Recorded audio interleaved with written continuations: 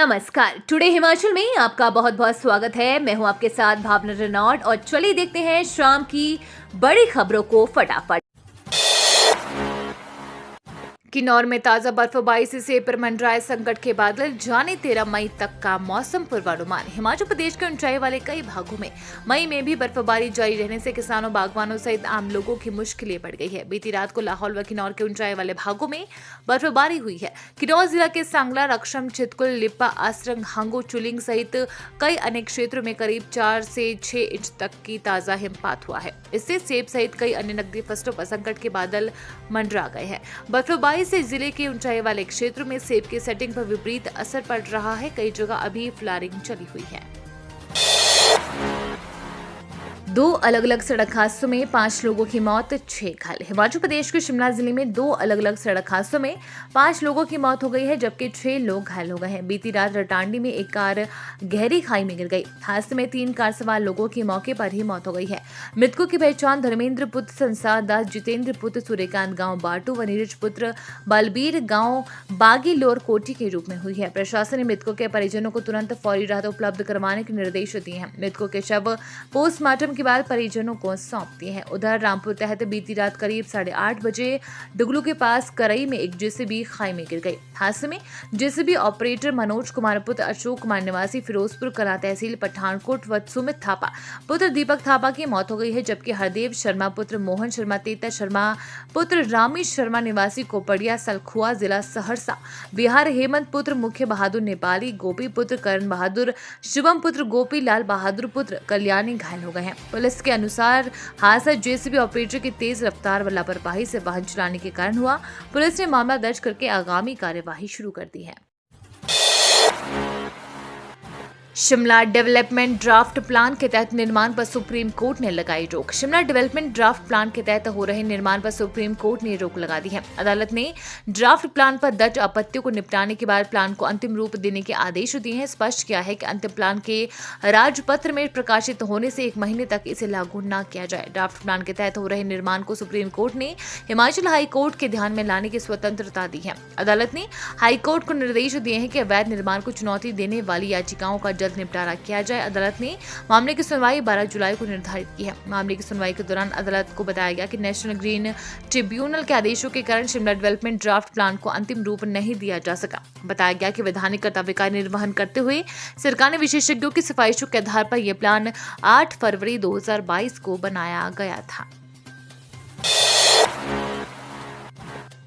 हिमाचल 5.25 लाख विद्यार्थियों को इस सप्ताह से मिलना शुरू होगा स्मार्ट वर्दी का पैसा। हिमाचल प्रदेश के सरकारी स्कूलों में पहली से 8वीं कक्षा तक पढ़ने वाले 5.25 लाख विद्यार्थियों को इस सप्ताह से स्मार्ट वर्दी का पैसा मिलना शुरू हो जाएगा। प्रारंभिक शिक्षा निदेशालय ने विद्यार्थियों को देने के लिए बैंक ऑफ बड़ौदा के खाते में राशि डाल दी है। डीबीटी के तहत पहली से 8वीं कक्षा के सभी छात्र छात्राओं की माताओं के बैंक खाते में 600 रुपए डाले गए, जबकि पूर्व की भाजपा सरकार के समय तक स्मार्ट वर्दी को ही बाजार से खरीद कर बच्चों को सिलवाना होगा। 9वीं से 12वीं कक्षा के विद्यार्थियों को वर्दी खुद खरीदनी पड़ेगी। सरकार की ओर से निःशुल्क वर्दी योजना में इन कक्षाओं के विद्यार्थियों को शामिल नहीं किया गया है। पूर्व सरकार पहली से 12वीं कक्षा के सभी विद्यार्थियों को निःशुल्क वर्दी देती थी। सुक्खू सरकार ने सरकारी स्कूलों में पढ़ने वाले विद्यार्थियों की वर्दी का रंग नहीं बदलने का फैसला लिया है। 20 मई के बाद आएगा 10वीं व 12वीं कक्षा का रिजल्ट। इस बार भी ज्यादा होगी टॉपरों की संख्या। हिमाचल प्रदेश स्कूल शिक्षा बोर्ड 20 मई के बाद 10वीं और 12वीं कक्षा का परिणाम घोषित करेगा। इस बार भी टॉप 10 में शामिल अभ्यर्थियों की सूची में वृद्धि हो सकती है। मौजूदा समय में टर्म प्रणाली के तहत बोर्ड कक्षाओं की परीक्षाएं हो रही है। वर्ष 2022 में आयोजित की गई 10वीं 12वीं की बोर्ड परीक्षा में 169 अभ्यर्थियों ने अपनी जगह मेरिट में बनाई थी। जानकारी के अनुसार वर्ष 2022 में 10वीं और 12वीं कक्षा का परिणाम जून माह के अंतिम सप्ताह में घोषित हुआ था, लेकिन इस बार बोर्ड प्रबंधन मई माह के अंतिम सप्ताह में रिजल्ट घोषित करने की तैयारी में है।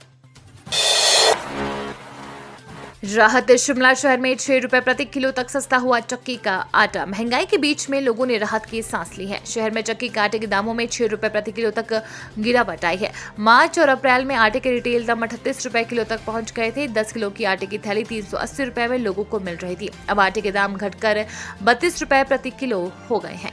अब 10 किलो की थैली लोगों को 320 रुपए में मिल रही है। शिमला के गंज स्थित अनाज मंडी में सस्ती दरों पर लोगों को आटा मिल रहा है।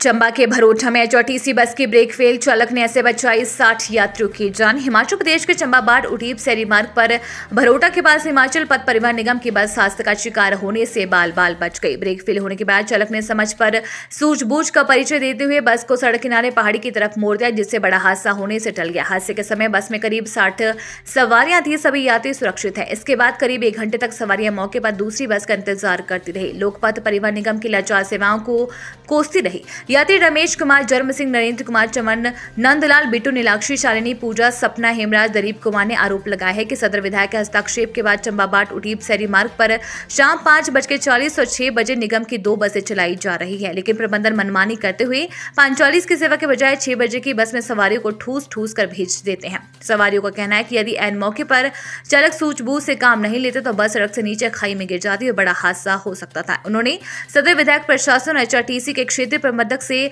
मार्ग पर दोनों बसें नियमित रूप से चलाने की मांग उठाई है। राज्य सरकार ने पेयजल स्रोतों से लिए पानी के सैंपलों की मांगी रिपोर्ट। हिमाचल प्रदेश सरकार ने जल शक्ति विभाग से पेयजल स्रोतों के लिए पानी के सैंपलों की 1 सप्ताह में जांच रिपोर्ट मांगी है। लोगों को स्वच्छ पानी मिल सके, इसके लिए जल शक्ति विभाग ने प्रदेश में जागरूकता अभियान चलाया है। सरकार ने जल शक्ति विभाग को सरकारी और गैर सरकारी स्कूलों से भी पानी के सैंपल लेने के निर्देश दिए हैं। अभियान के दौरान लैब टेस्ट के माध्यम से सार्वजनिक जल वितरण प्रणाली के तहत पानी के 13,670 के नमूनों की जांच की जाएगी। डिलीवरी पॉइंट के तहत 9,037 गाँव में भी प्रत्येक गाँव के 2 घरों से पानी के नमूने जांचे जाएंगे। इसके अलावा फील्ड टेस्ट किट के माध्यम से 12,975 स्कूलों एवं 13,327 आंगनबाड़ी केंद्रों से भी पानी के नमूनों की जांच की जाएगी। स्वच्छता सर्वेक्षण के तहत कुल 27,340 सार्वजनिक जल वितरण क्षेत्रों को कवर किया जाएगा। विदेशी सेब होगा महंगा, लगेगा 50 रुपए प्रति किलोग्राम आयात शुल्क। देश में बिकने वाला विदेशी सेब अब महंगा हो जाएगा, क्योंकि विदेशों से आने वाले सेब पर 50 रुपए प्रति किलोग्राम की दर से आयात शुल्क लगेगा। इससे संबंधित अधिसूचना केंद्र सरकार ने जारी कर दी है। केंद्र की इस अधिसूचना के साथ ही हिमाचल सहित उत्तराखंड व जम्मू कश्मीर राज्य की लंबे समय से चली आ रही मांग पूरी हो गई है। जारी अधिसूचना के अनुसार भूटान को छोड़कर विदेशों से आने वाले सेब पर अब 50 रुपए प्रति किलोग्राम की दर से आयात शुल्क वसूला जाएगा। प्लम उत्पादक संघ के अध्यक्ष दीपक सिंघा ने कहा कि इससे बागवानों को लाभ होगा। उधर फल, सब्जी व फूल उत्पादक संघ के प्रदेश अध्यक्ष हरीश चौहान ने सेब पर आयात शुल्क को 50 रुपए प्रति किलोग्राम करने के लिए केंद्र सरकार का आभार जताया है। तेज हवाओं से कई नुकसान, तूफान ने 2 लोगों की ली जान, फसलों को भी नुकसान। हिमाचल प्रदेश में आए तूफान ने 2 लोगों की जान ले ली है। सबसे अधिक नुकसान कांगड़ा, मंडी व चंबा जिले में हुआ है। प्रदेश के अन्य हिस्सों में भी नुकसान की सूचना है। मंडी जिले के जोगिंद्रनगर उपमंडल के दारट बगला पंचायत में तूफान के कारण कार अनियंत्रित होकर सड़क से नीचे जा गिरी। घायल कार चालक मेड़ भरोला निवासी जोगिंद्र कुमार को लोगों ने सिविल अस्पताल जोगिंद्रनगर पहुंचाया, जहां उसने दम तोड़ दिया। उधर कांगड़ा जिले के श्री चामुंडा नंदीकेश्वर धाम के साथ लगते ढाट गांव में तूफान से चलती कार पर पेड़ गिरने से एक व्यक्ति की मौत हो गई और गंभीर रूप से घायल हो गया है। 49 वर्षीय बलदेव कुमार पुत्र ईश्वर दास व महेश ठाकुर निवासी मला तहसील नगरोटा बंगवा शनिवार रात करीब 9 बजे श्री चामुंडा नंदीकेश्वर धाम में आरती सुनने के बाद घर जा रहे थे। तूफान चलने से राजकीय वरिष्ठ माध्यमिक पाठशाला ढाट के पास कार पर पेड़ गिर गया। इससे बलदेव कुमार व महेश ठाकुर घायल हो गए। पालमपुर पुलिस ने दोनों को doctor Rajendra Prasad medical college व अस्पताल टांडा पहुंचाया। यहाँ चिकित्सकों ने बलदेव कुमार को मृत घोषित कर दिया और महेश ठाकुर को भर्ती कर लिया है। हिमाचल में जल्द होगा मंत्रिमंडल विस्तार, राहुल प्रियंका से मिलकर नाम फाइनल करेंगे सीएम सुक्खू। मुख्यमंत्री सुखविंदर सिंह सुक्खू मंत्रिमंडल विस्तार करने को तत्पर है। कैबिनेट विस्तार को लेकर वह मंगलवार को राहुल गांधी और प्रियंका गांधी से मुलाकात करेंगे। माना जा रहा है कि इस मुलाकात में मंत्रियों के नाम फाइनल कर लिए जाएंगे। ऐसे संभावित है कि मंत्रिमंडल विस्तार करने को लेकर कांग्रेस आला कमान की हरी झंडी लेकर ही मुख्यमंत्री सुक्खू दिल्ली से शिमला लौटेंगे। बता दें कि हिमाचल प्रदेश मंत्रिमंडल विस्तार अगले साल होने वाले लोकसभा चुनाव को मद्देनजर रखते हुए किया जाएगा। इसके अतिरिक्त सार्वजनिक उपक्रमों में नियुक्तियां करने के लिए पार्टी के वरिष्ठ नेताओं के नाम पर चर्चा होगी। विधानसभा चुनाव के दौरान जिन कार्यकर्ताओं ने सक्रियता से पार्टी के लिए काम किया था, ऐसे नेताओं को निगम बोर्ड में होने वाली नियुक्तियों में प्राथमिकता के आधार पर स्थान दिया जाएगा।